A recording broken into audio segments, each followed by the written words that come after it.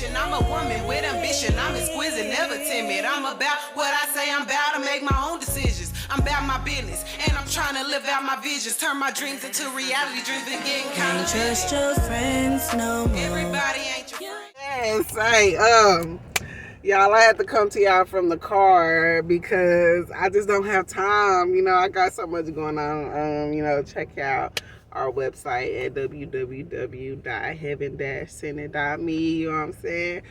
Go to loonybandproductions.com to book you a studio session. You know, we got so much stuff going on. Shout out to y'all. Welcome back. Thank y'all for watching my series. I don't have a title for this one because I wanted to cover two topics, and I left my notes, so I don't have everything written down that I was gonna talk about in front of me. So let's try to knock it out off the top of my head. You know, try to remember the notes that I took.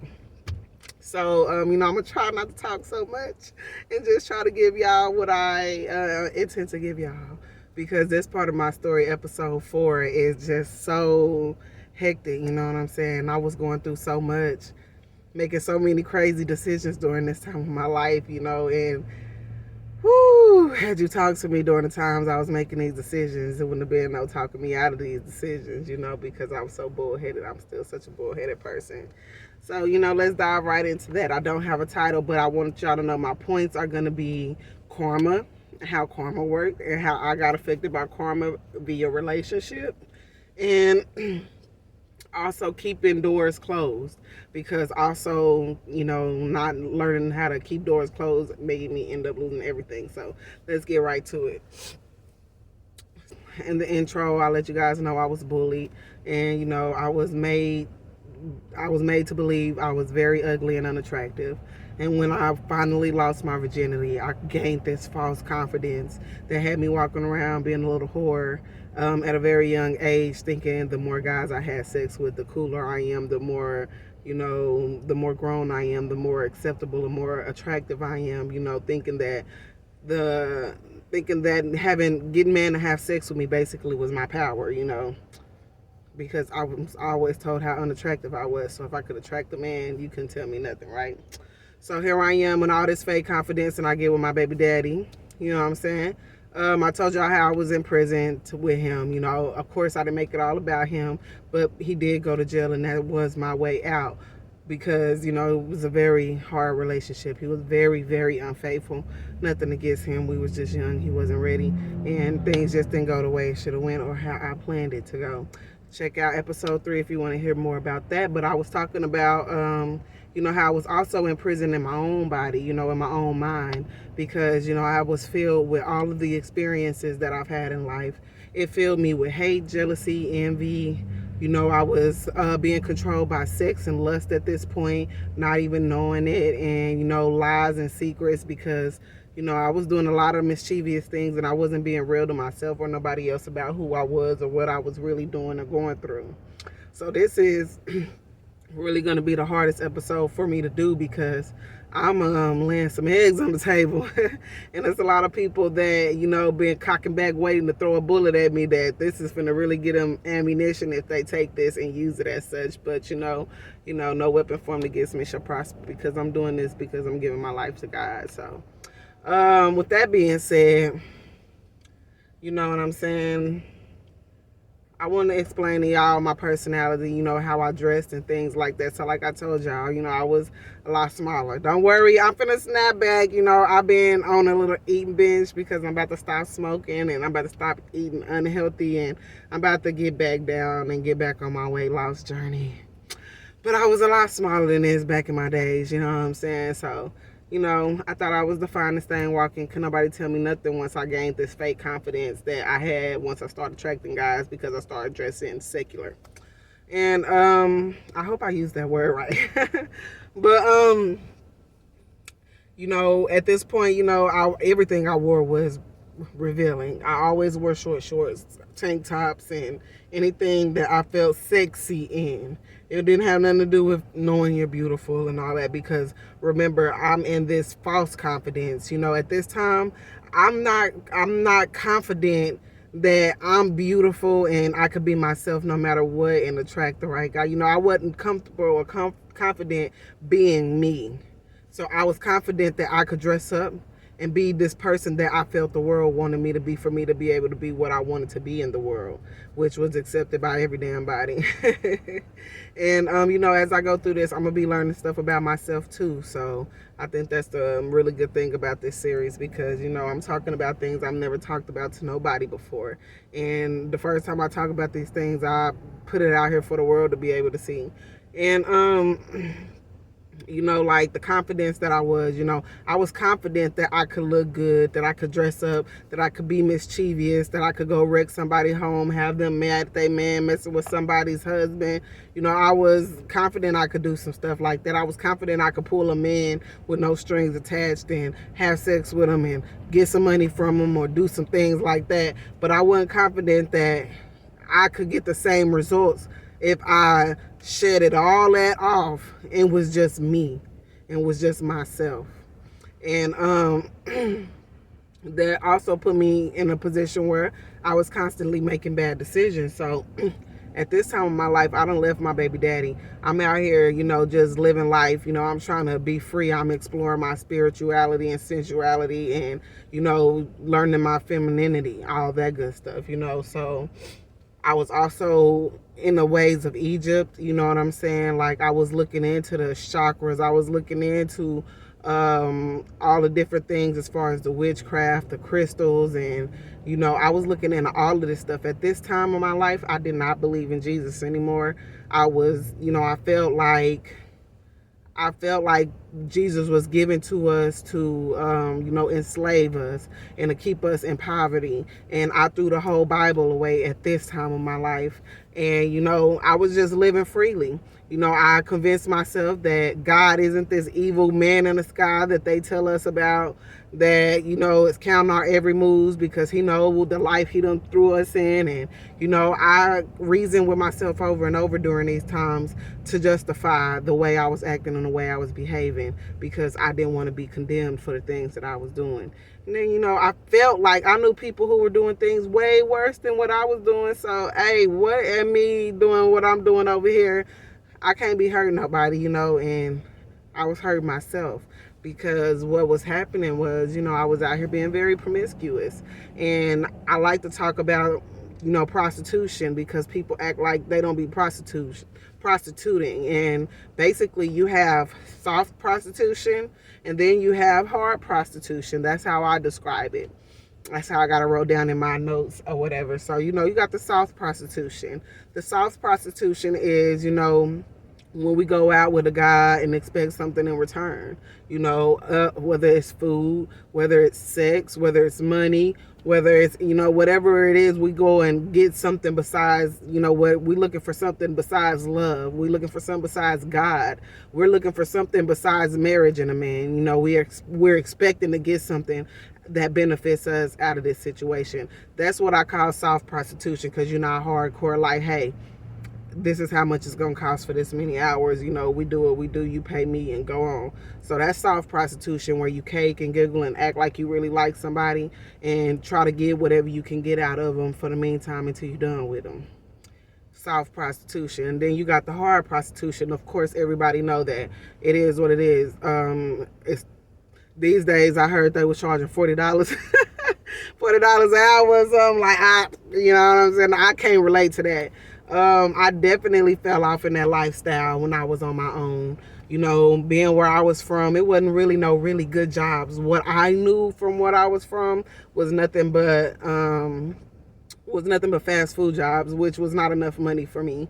So, I fell off in the streets hustling and, trying to do stuff like that. Now, I wasn't selling no hard drugs or nothing like that. I ain't gonna incriminate myself on here. But, I was definitely hustling. Let's say that.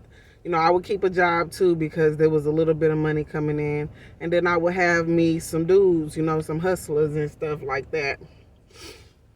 That, was giving me money. That's why I speak so much on, just because a dude with money gives you money don't mean nothing, because I've literally seen dudes, the dudes that gave me a lot of money will also throw money all on the ground, would also just hand money to any damn body, would also just be giving, you know what I'm saying? So I realized quickly, like, dang, I ain't the only one getting all these hundreds up out of you, you know what I'm saying? Everybody get money up out of you, but the dudes that I was talking to had money, you know what I'm saying?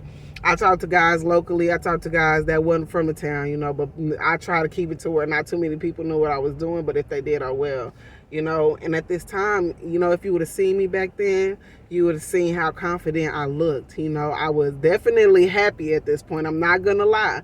I felt like I was at the best part of my life because this alter ego I conjured up, Miss Pretty Blakk, she helped me get through.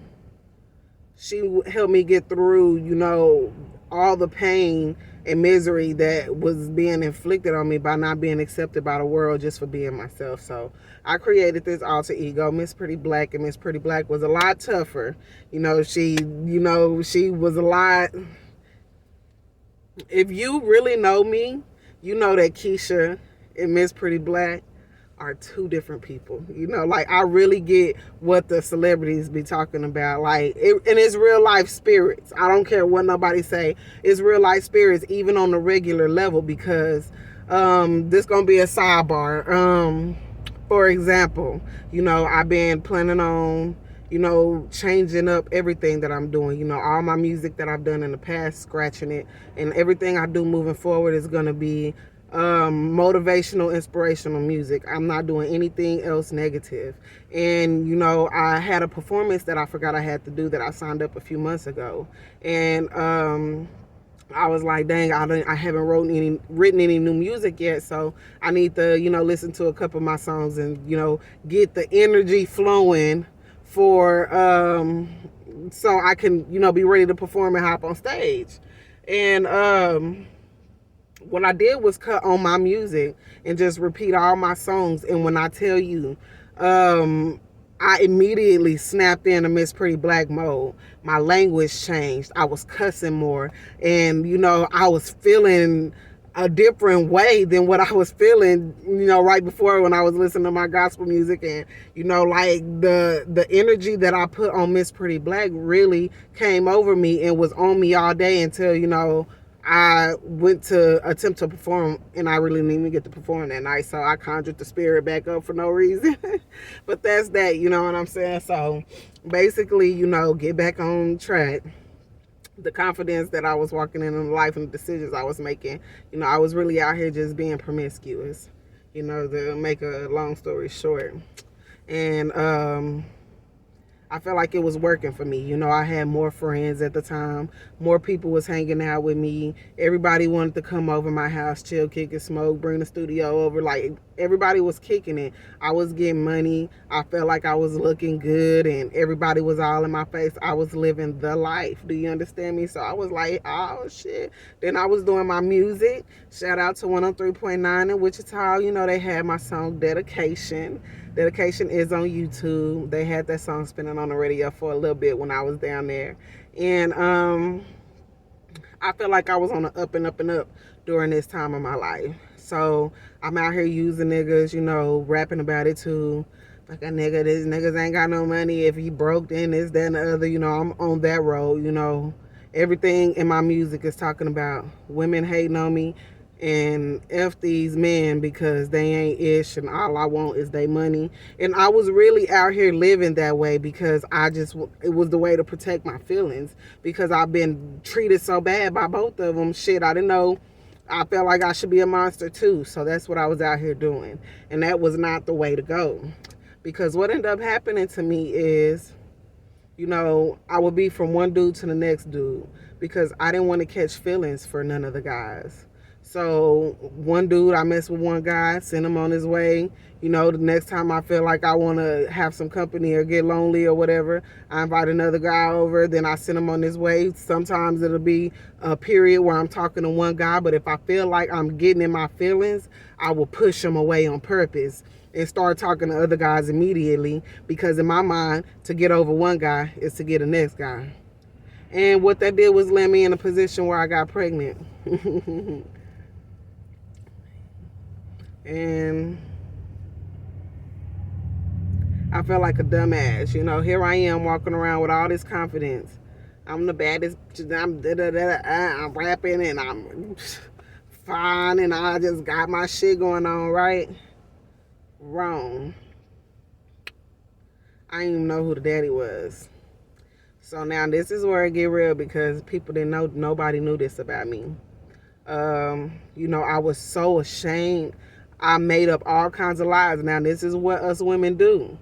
And I'm just going to be the first one to admit that I did it because this has got to stop. And I get it. I understand exactly how women feel when they make the decisions you make. But I had to make the decision, you know, to be real with myself eventually in life, which is now.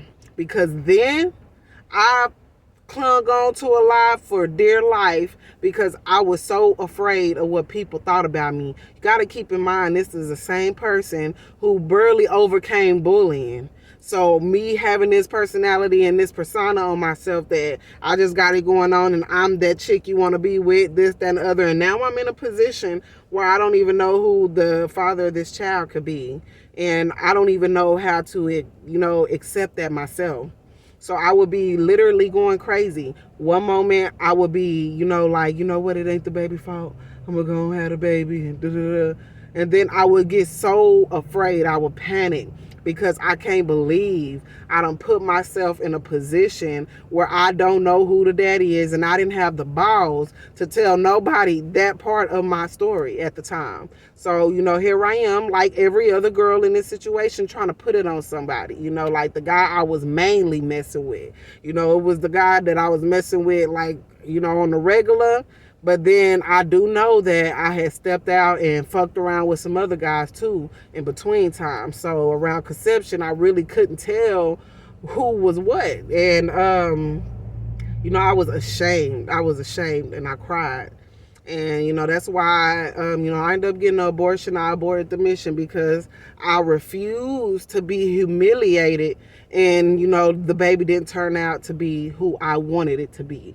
And, that's why when I talk about abortion, I talk about it like I do because it's very unhealthy mentally, and I still deal with the pain of that today, and that was years and years ago. So, like, not only does it cause trauma that you can't get rid of because that's a decision that you cannot take back. That's a life that you cannot give back. And, I wasn't in the right mind pregnant. Pregnant women shouldn't be able to make decisions they can't undo like that because I was so hysterical. I was so overly emotional. And after, looking back on it, I know that had I just went through with it, it would have been something I could have handled. But I decided not to go through with it. I decided not to allow my child to live because I wanted to save face. Because I didn't want to sacrifice my life and have to sit with a baby. And I knew I was pregnant by some guy that really didn't even take me serious because I wasn't taking these guys serious. So this is my karma. This is the consequences I get for being out here being mischievous, trying to be somebody who I'm not even meant to be. Trying to be something no woman is meant to be. And it just messed me up when I think about it now because it's like had I knew what I knew then, what I knew now, I would have did things so much different. But they prey on pregnant women, like in my situation, especially black women, to, fall off in a situation like this and then go abort the baby. And I fell for that. I fell in the system as a statistic. And every time somebody asks me how many kids I got, I always think about how I cheated the system, how I aborted a baby, and how I'm supposed to have 3 kids. But because of my own selfishness, I don't. I always think about that. Every time they ask me, I don't know. I guess you could say that's, I got a good heart or something, because if you are a woman and you had an abortion and you don't feel anything about it, I don't understand how you're even human, because it haunts me. I have to pray about it all the time because I cannot believe that I took a life, that I murdered a baby, especially for some selfish reason, for some stupid reason. The reason I did it was absolutely dumb. Oh well, I didn't know who the baby was, the baby daddy was. Oh well, that baby was a life that was meant to be born, and I decided to take matters in my own hand and take life away from a person.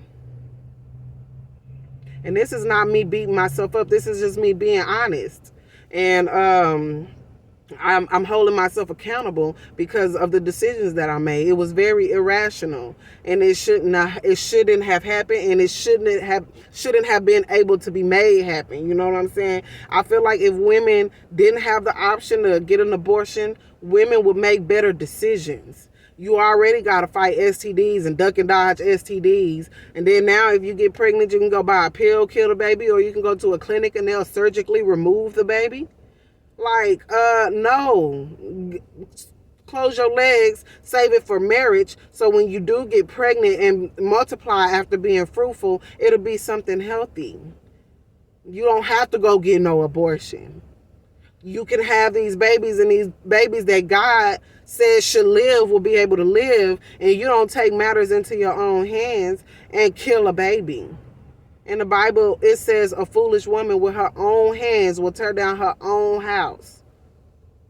And that's what us women are doing right now. And that's like really my whole point of doing this series, because I want to be so hard on women. I'm not trying to be a prosperity motivational speaker. I'm trying to be let's make some changes and make some moves and make some things really happen within the Black community.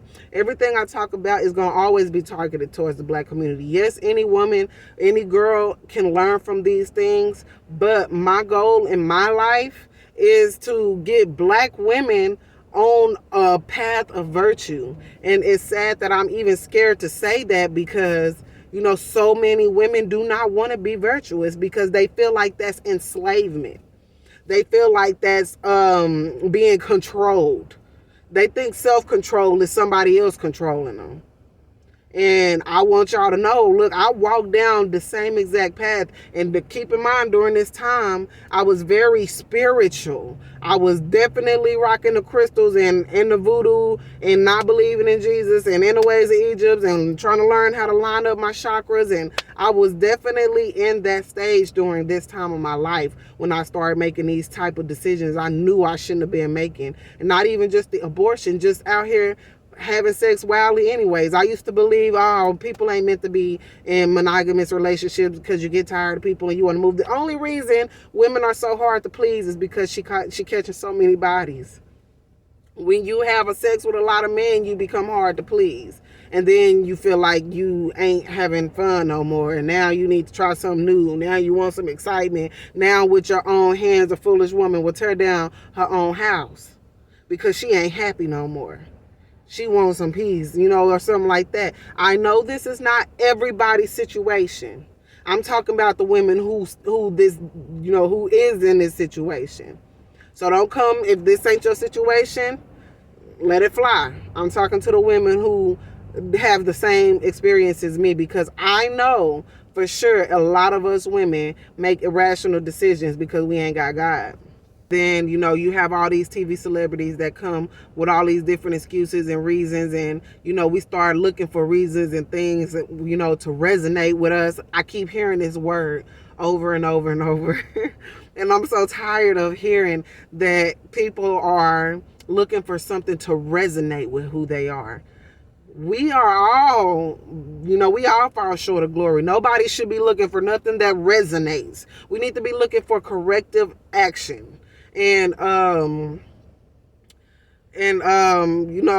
this time of my life, every decision, everything that I was doing was just so foul. So, I had the abortion, and guess what? No decisions I was making was changed. I felt like at the time, I was sick about it, but it was on and off. I would have friends come get me on drugs, smoking. At the time, I was probably popping Xanaxes or something, drinking. I was definitely drinking a lot at this time, trying to, forget about everything I've been through and continue. Life goes on. I'm trying to keep my head up and keep it pushing. So guess what? Now to fill these voids and all this trauma in my life, I'm sleeping with men. Somebody got to come over and comfort me because I'm really going crazy. I'm scared at night. I'm alone. I'm not feeling the best that I can feel when I'm by myself. So I'm just calling anybody. If one dude ain't available, then I'm texting the next guy. If he ain't available, I'm texting the next guy type shit. Like, I was sleeping around. Like, nothing changed with the decisions I was making during this time. But here I am thinking, can't nothing happen to me because, I didn't think God made us to be monogamous. And, I'm thinking, I'm just the same as everybody else. We human and we can make, I'm reasoning within myself. It happens, you have sex and, we human. God wouldn't have gave us these if he wouldn't have wanted us to explore it. And, I'm just coming up with all kinds of stuff in my head. I'm looking for people that believe the same stuff I believe, looking for speakers and looking for anything I can find that resonated with my spirit at the time to keep me comfortable in the way that I was living. So push come to shove, the way that I was living, things started getting a little rocky in my hometown. Things was getting really bad because from fucking with all these dudes, I'm getting stalked by a girl or somebody. I don't even know who it was. They watching my house. They leaving letters on my doors. They texted me. They had my phone hacked. They knew every message I was sending, every message I was getting.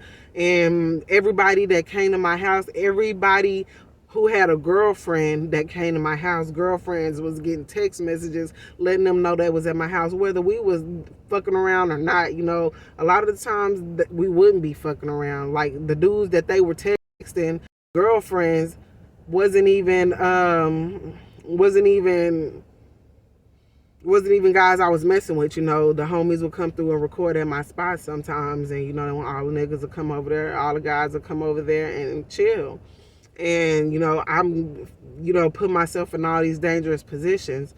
I'm not saying it's right for whoever to stalk me. And, yes, I was a victim at a point. But again, had I not been out here being mischievous and intentionally messing with people's boyfriends or husbands, I would have never put myself in a situation to be at harm by somebody I don't even know. I still to this day don't even know who it was. They created a page with my picture on it. They started inboxing people's baby mamas talking trash. So people's baby mamas was thinking I'm jumping in their inbox talking trash to them like they was trying to set up some stuff to try to get me jumped in a club or something.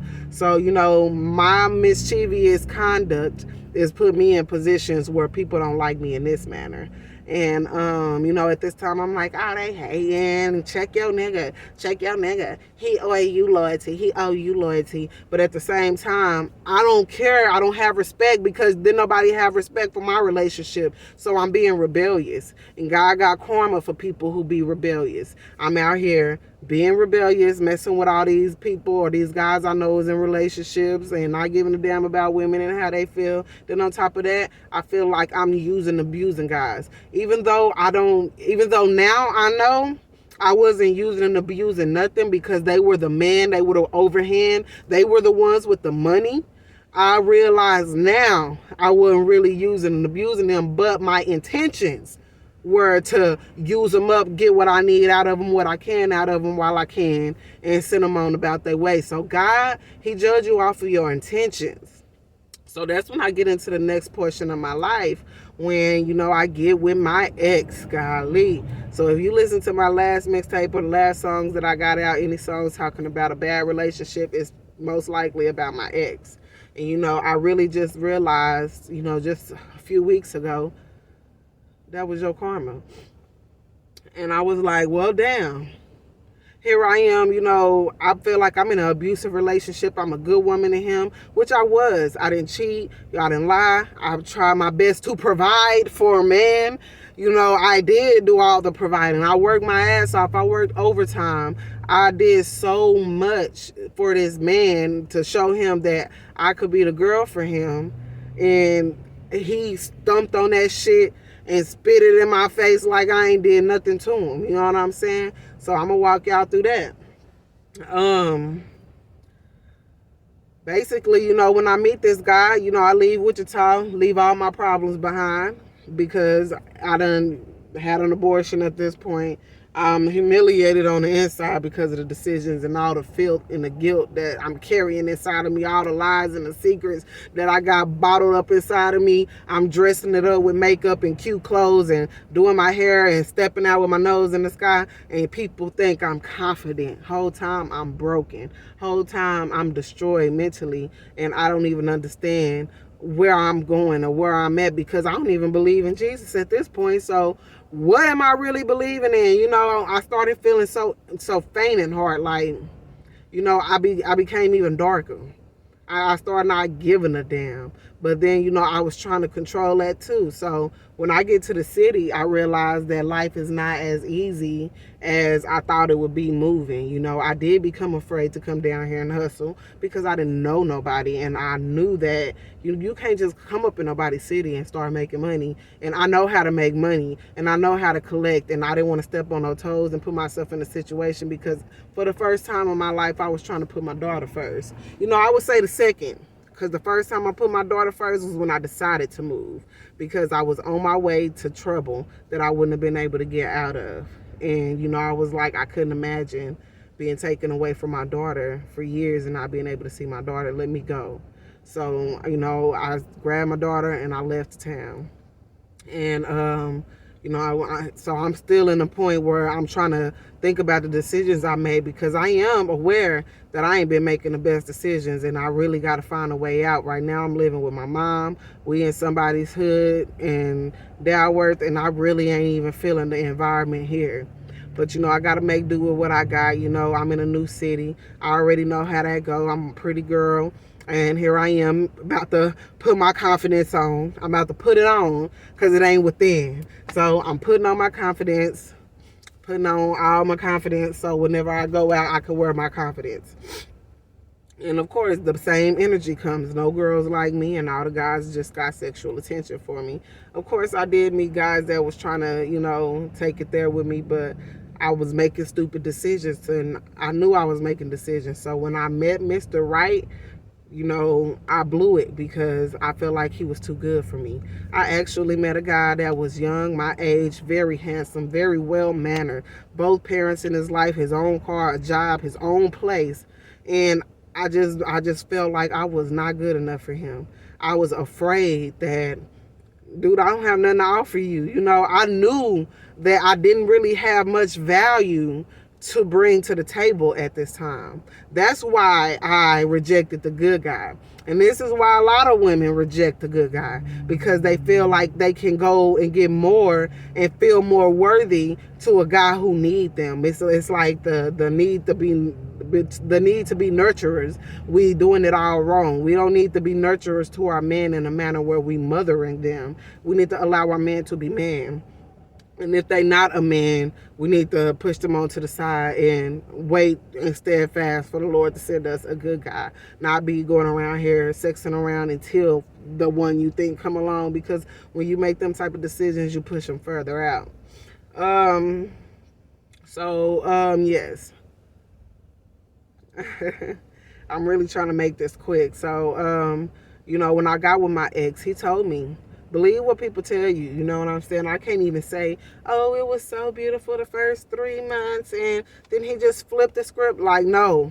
He told me I come with problems. I come with hell. Any woman I go through shit. Or any woman I get with go through shit. And it just is what it is. And here I am. I'm looking at him. And at the time, I'm thinking I like me some young gangster thug ass nigga. And he just carried himself with what I thought was confidence, because he walked around all hard and, you know, demanding and stuff like that. And how he was demanding would get my number and stuff. You know, I just thought he was confidence. Later to find out that he is the most insecure man ever, you know. So the thing I was attracting to, here it is. I'm about to dive right into my karma thinking I can change a man. Like, okay, you know what? I've been fucking with drug dealers all this time. Let me start from the bottom, right? All these posts going around the internet. Girls don't like to start from the bottom. They like a ready-made man. They don't want to hustle with him. Hey, I'm grown. I need my man to be on some grown shit. handling responsibilities. And if you're not handling responsibilities and already got your own responsibilities, that don't make you a gold digger. If I choose that I don't want to start from the very bottom and help you become a man, do that on your own and then try to pursue a wife. Because if you're not already a man, a woman, especially a modern woman, will break you. Like, it's bad out here and that's sad, but it is what it is. But I do not condone getting with bums or with men who don't want to be nobody. And in this instant, this guy made it clear to me that he was just some thug ass, little hustling ass nigga who wanted to be a drug lord in short terms. He didn't say he wanted to be a drug lord, but he definitely had these big hustling dreams of coming up and making it in a rap game and all this shit that never ever happened. And here I am working hard, disrespecting my mom, disrespecting my whole life to be with this guy. All right, y'all, I was outside my daughter's karate class when I was shooting that video, so I had to cut it there and bring it back to you here. So, yeah, basically, yeah, he wasn't the right type of guy, but he let me know. He already let me know that from the beginning. So, like I said, my story was not like everybody else. He wasn't perfect in the beginning.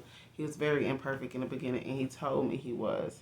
And again, I chose to ignore those red flags because here I am thinking this is somebody I'm going to start from the bottom with. He going to be humble because we ain't got nothing, and when we have something, we're going to have this beautiful love story or whatever, you know, possibly start from the bottom, you know, should make us stronger. It's the impression I was under, I guess, you know. I don't know who was giving me these theories, but, you know, I was calling myself believing these theories. So, I meet this guy, and I just don't even know, like, it was nothing really too charming about him besides little stupid standards. You know, I talk about those two stupid standards that keep you from finding a man of God. And stupid standards for me was the requirement of certain things, you know, nice shoes, carry yourself right, have a nice smile, straight white teeth. And, you know, those are things that I felt like I could absolutely not do without. I couldn't accommodate with. You had to have these things or I just couldn't be with you. And that was one thing. A bum, he would take care of his shoes, you know what I'm saying? A bum, I know you have those who don't, but this guy, he definitely took care of anything he had because he ain't never had stuff. So whenever he gets something, he cling on to it for their life. And he definitely had a perfect smile. But overall, what had me gone over him, honestly, not only that, you know, I feel like I was needed, but the sex was good. So it was really good. So I dealt with all that bullshit as long as, you know, he was able to make up everything with sex. Sex, I make everything go out the window. Everything I'm mad about, I forget about it all. I forgive him. He'll give me all of my feelings and all that stuff. And you already know how that goes. So,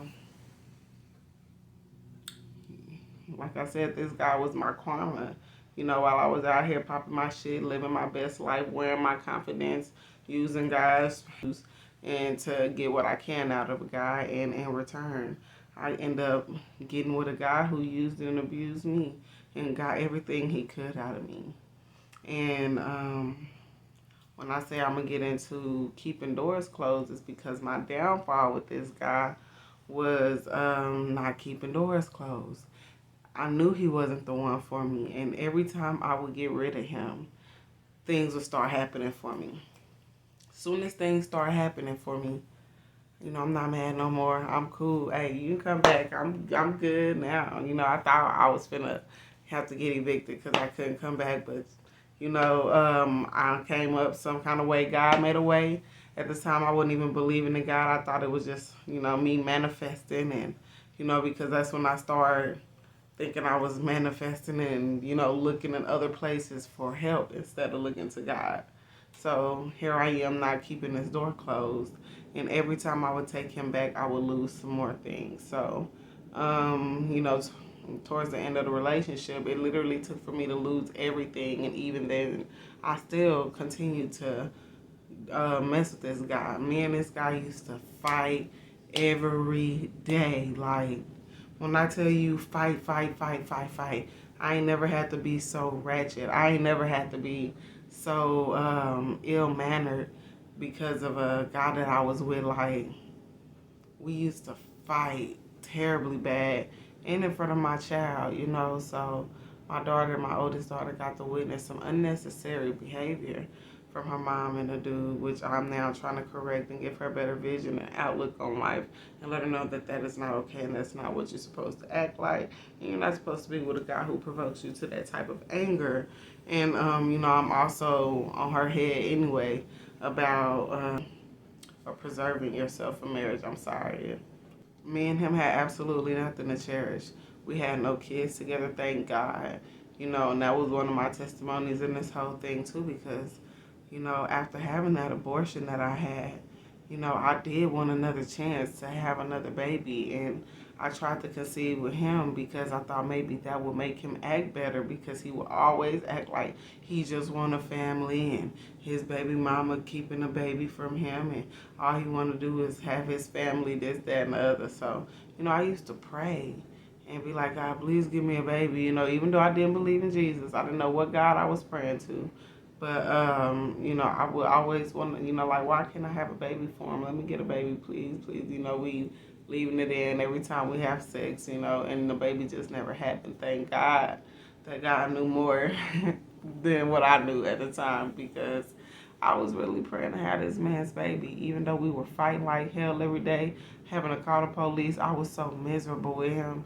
He put a complete stop on me chasing my dreams because he was so insecure.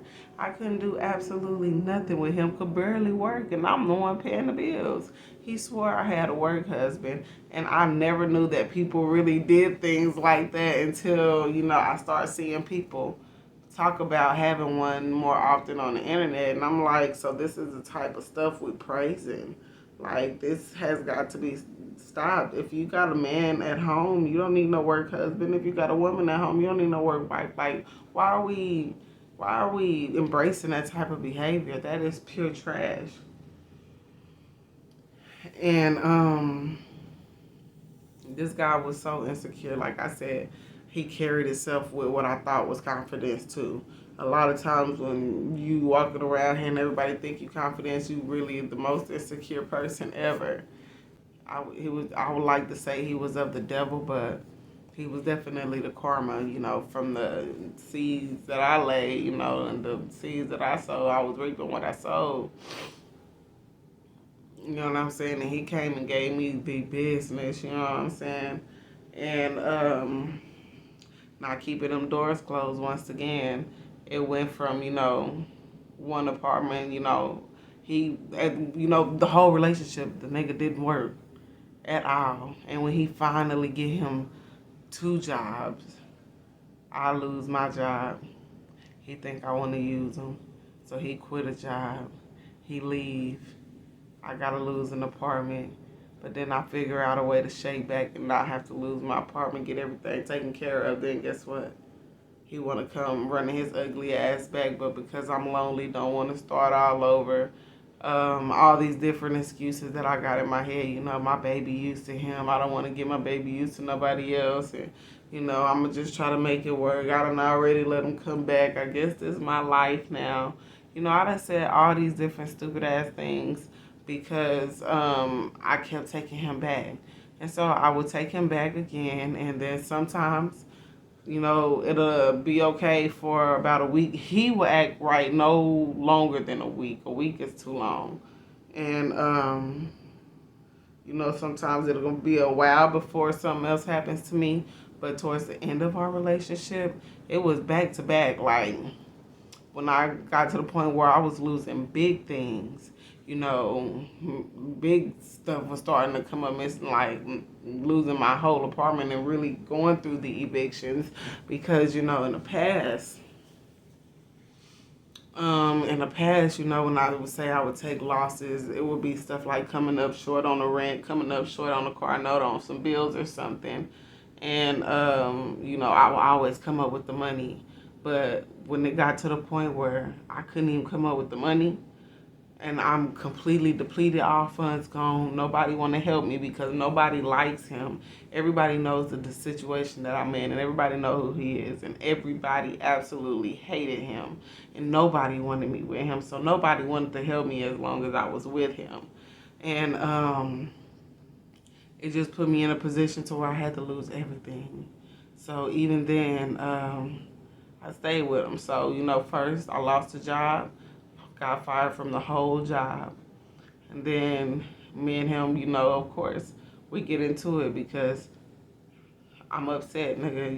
You can't even help me keep the bills on. You supposed to be my man, and here I am, gotta stress about these bills. I'm crying. I don't believe in Jesus, so I don't really have nobody to call out to. I didn't quite understand the praying to the ancestors. I would pray to the universe and just ask that the universe will provide to me. Somebody provide to me because I don't have nothing. I don't have nobody. I would just feel so low. I couldn't borrow money from nobody. Now I'm in a position where a man done used the hell out of me. I done put this man on 1,000,000 times. I done gave this man everything. You know what I'm saying? Like, I ain't never gave a man money like I gave this man money. And he took it all and just blew it, blamed me for everything wrong in his life, and just did me so bad. And although I was a victim, it was my karma, because that was the intentions I had before I got with him towards other men. And I just wasn't doing it on a scale to where I was taught, like, I would say, hammering one guy.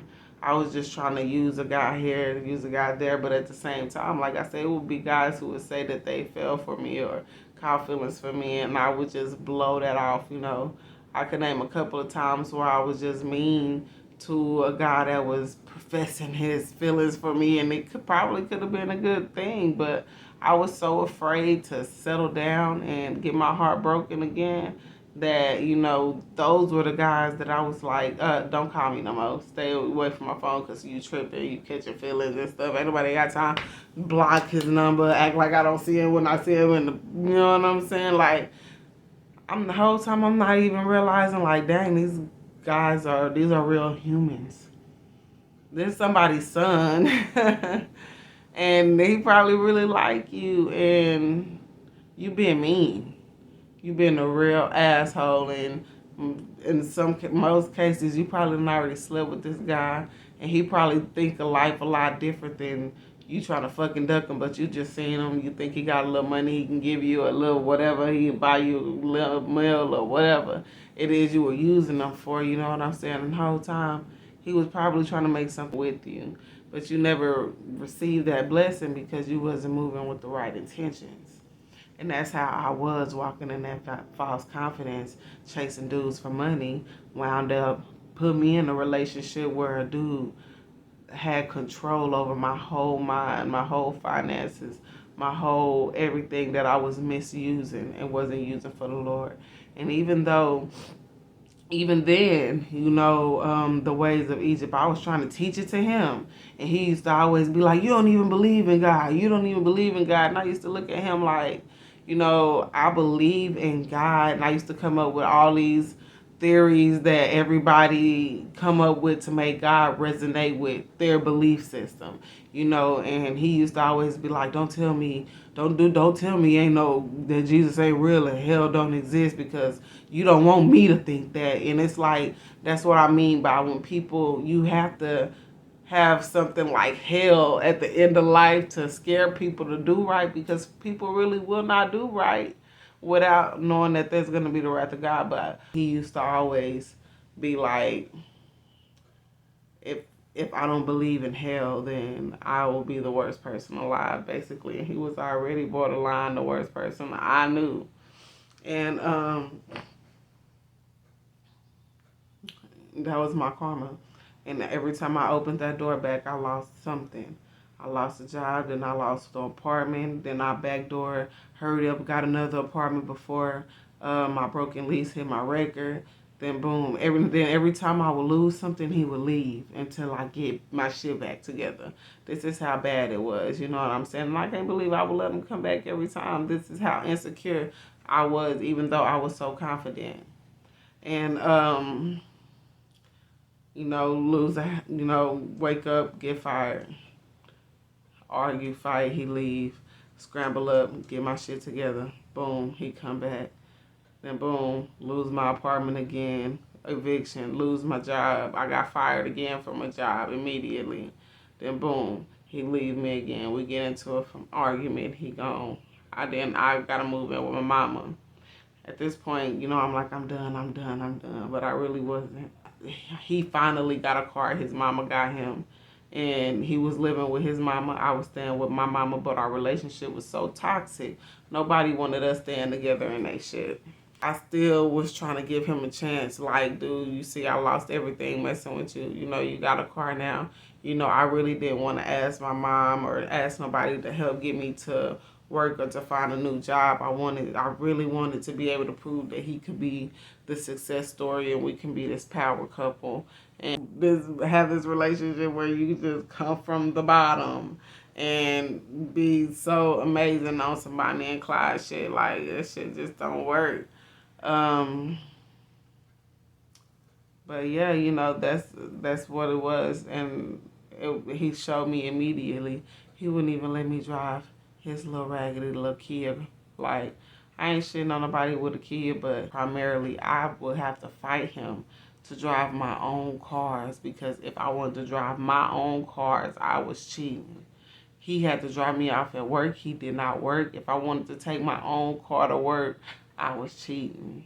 And he would raise hell. Like, and I mean, be ready to tear shit up and really ruin your day. He would act a plumb fool if you try to tell him no. So to keep the peace, half-ass peace, because even when he do get the car or get whatever he want, he still clown. And, it took for me to see that he didn't, when he finally got his car, that nigga would not let me drive his car at all. Nah, I don't want people driving people. We've been together for 5 years. You done told everything I ever owned up since we've been together. Everything I bought and paid for and everything that I got for us to try to, come up. You done tore it up, and you mean to tell me that when I want to take your car to the store, I can't even do that? So, at that point, I knew, like, you really been messing up, girl. What the hell? And the hardest thing that I say, for a mother to do is to make the right decisions for her kids. Women always be like, I'm a mother first. But we then go to please ourselves before we even think about how our kids may be affected. And here I am dragging my own daughter through the mud. My baby seeing her mama fighting every day, crying, screaming, acting ghetto, throwing his stuff out, letting them come back, watching how we just argue, watching how he talked to me, looking how uncomfortable I am. My baby having to witness all of this abuse that I'm enduring from a guy to taint her image of love, to taint her black image of love, just so I can have somebody that I feel needs me, so I can have somebody that I can have to myself, so I can have somebody I don't feel like starting over and getting somebody else, or so I can have somebody because the sex is good. Nothing about this guy rung good father for my child, and I still proceeded to be with this man. And the hardest thing, like my biggest advice to women with kids, single women with kids, while you're dating, the number one question you need to ask is this the type of guy I would want my daughter to come home with? Is this the type of guy I would want my son to be like? If your answer is no, then that's not the guy you need to be with. Like, if this not the type of guy you would want your daughter to walk through the door with, or if it's not the type of guy that you want your son to be able to mimic and be successful mimicking, then that's not the type of guy that you need to be with. Point blank, period. Women always be like, he too soft, he too sensitive, he too nice. I run over here. No, sis, don't run over him. Love and respect him because he love and respects you. Why do a foolish woman again will tear down her own house with her own hands? And we gotta stop being foolish. We gotta stop being toxic. We gotta stop embracing this feminist, this toxic femininity that's keeping us from being marriage material. I'm gonna end it there. You know, I got my karma ran through the mud by a dude that used and abused me because, you know, that's just who he was. That's just how it was supposed to happen. And, you know, I got a piece of my own pie, you know, out here trying to use these guys, you know.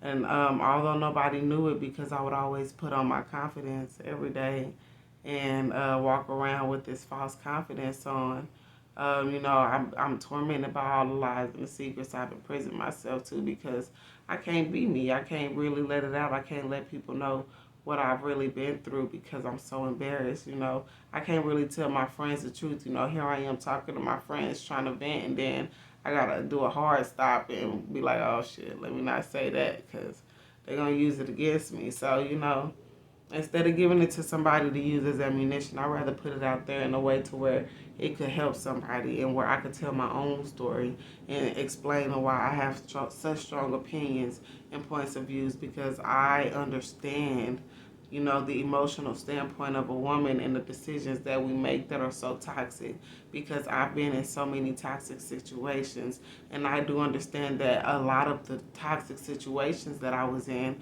were based off of decisions I've made. Whether the decisions I've made was a direct or an indirect cause of the consequences that I had to suffer from. So, you know, I hope you guys was able to, you know, get the lesson that I got out of that.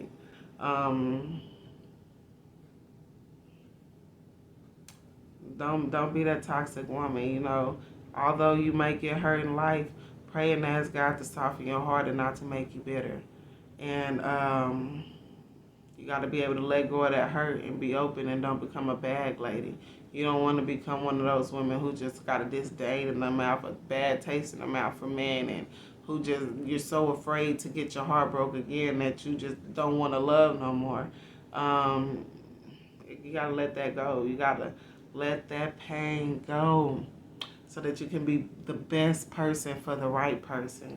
And that's a prayer that, you know, I pray to get in a good situation that I'm in now in life. You know, you got to allow God to heal you and let him know that, you know, everything that I've been through in the past, all the bad relationships I've endured, I want all of those to be a lesson learned for, I want all of those to be a lesson learned to make me a better woman for the man that you gonna send me, God. When I get the man that you want me to be with, I need to be ready because the mentality that I had, like I said, when I did meet a good guy, I was so childish and unprepared. I thought I was walking around with confidence, but I realized real quick I didn't have nothing to offer but my looks and my sex. And I realized how unvaluable it really was when you didn't have something of value behind it. You know, like I did rapping and stuff like that, but you know, I didn't know how to actually get out and be somebody. I didn't know how to show him who I really was behind closed doors. You know, what SZA say? I don't want you to know who I really am because if you find out who I really am, you may not want me no more. You know what I'm saying? And that's another reason why when women find a guy and they try to, you know, this the guy I want to settle down with. I want to try to make my life right. And then he pop up that question. How many guys just like, bro, come on, like, let's not talk about that. You know, let's just move forward because if I really tell you, you might not like me no more, but I'm a story. It's not that you can't turn a hoe into a housewife, We just all out here hurt. We all out here running from pain. So in order to run from pain, I could tell you from a woman's point of view, is to replace one with the next immediately. And although men do it, it's a worse thing for a woman to do it. A woman should not carry herself that way ever.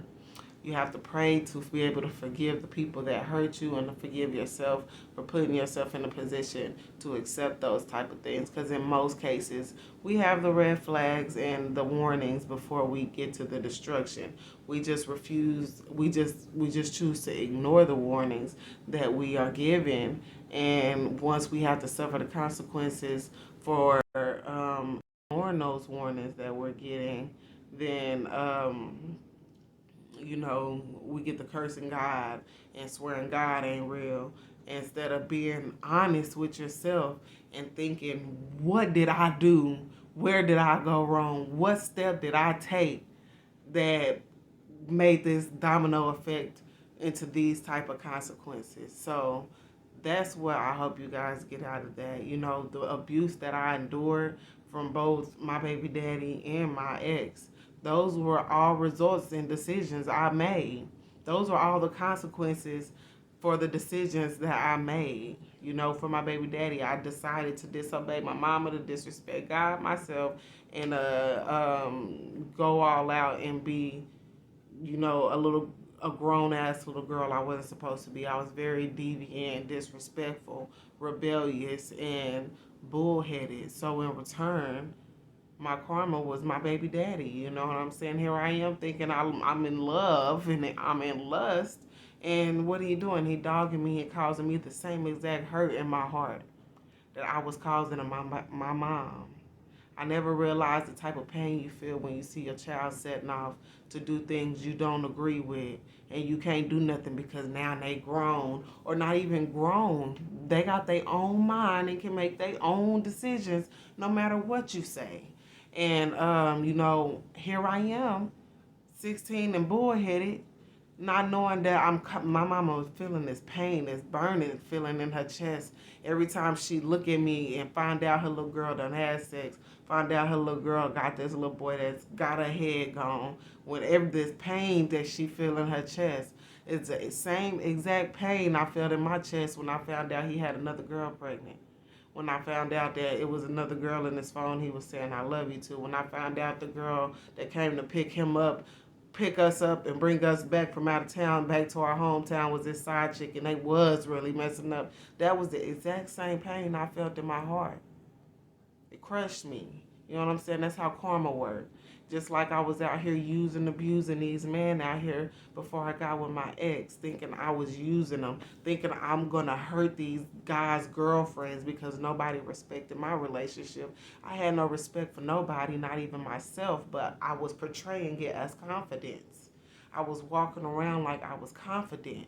And then I got with a dude who reminded me just how insecure I was because I decided to stop and be with trash. A reflection of me at that time. Trash. I couldn't even be with a guy of prestige because I was trash.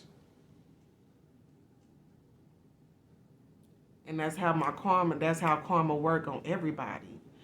I'm out here thinking I'm using and abusing motherfuckers, and then I fall off and I'm getting used and abused in ways I can't even control.